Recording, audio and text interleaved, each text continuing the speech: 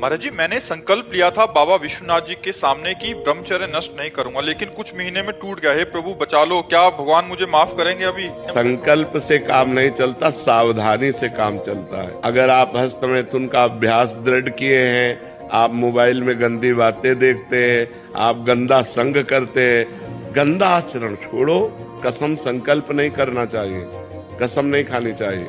हम अभ्यासरत हैं, हम ऐसा प्रयास करेंगे कि जीवन में ना हो। कसम नहीं खा रहे। अगर हम प्रयास में फेल हो गए, फिर हम प्रयास करेंगे, फिर प्रयास करेंगे।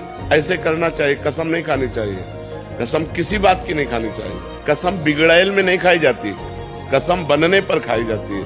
और जब 2-4 वर्ष निकल जाएं, तब कसम खा सकते हो कि अब मैं कसम खाता हूं, भूल करके भी मैं ऐसा कार्य नहीं करूंगा, क्योंकि 4 वर्ष 5 वर्ष हो गए मैं संयम से चल रहा हूँ। प्रेम करते थे और जीवन साथी बनाने का दोनों का दृढ़ निश्चय हो गया, बट जहाँ जाना है वो नॉन वेज खाते हैं, उनको भी छोड़ नहीं सकते। अगर उनको छोड़ते हैं तो अभी मैं इतना डिप्रेशन में हो गए कि दिन रात रोते रह रहे हैं कि क्या करूं, मुझे कुछ समझ नहीं आ रहा। अब इस समस्या का समाधान हमारे पास तो है नहीं। आप पुरुष की आसक्ति को नहीं त्याग सकते और वो पुरुष मांस आदि नहीं त्याग सकते, तो फिर गलत चयन किया है आपने। आप में अध्यात्म बल तो है नहीं कि आप अपने अध्यात्म बल के द्वारा उनको कहें यदि आप मुझे स्वीकार करना चाहते हैं तो पवित्र भोजन आपको पाना होगा, पवित्र आचरण करना होगा। अगर आप ऐसे नहीं करेंगे तो हमारा आपसे कोई संबंध नहीं। इतनी क्षमता आप में है नहीं। आपको पहले पता था कि ये मांस खाते हैं, तो आपने चयन किया है। अब आप जाओगे तो आपको, आप खाओ या ना खाओ, तो वो तो खान पान तो उनका गंदा ही है, तो आप भ्रष्ट तो हो जाएंगे। बॉयफ्रेंड कर लिए, बेविचार कर लिए, आप फिर ब्रेकअप करके दूसरा बॉयफ्रेंड कर लिया, फिर जब तीसरा पति होगा तब वो चैन से रह पाएंगे? वही गंदी आदत, वही भ्रष्ट आचरण उनको गिराएंगे। जी, मैं रोज सुबह से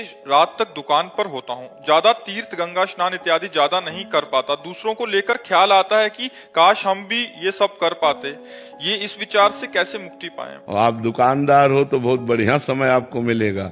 ग्राहक में भगवान की भावना करो और ईमानदारी की तौल रखो और ईमानदारी का मुनाफा रखो और उसके अनुसार व्यवहार करते हुए नाम जप करो। अपनी दुकान में हो मानो तीर्थ में बैठे हुए हो। बेईमानी ना करो, कम मत तौलो।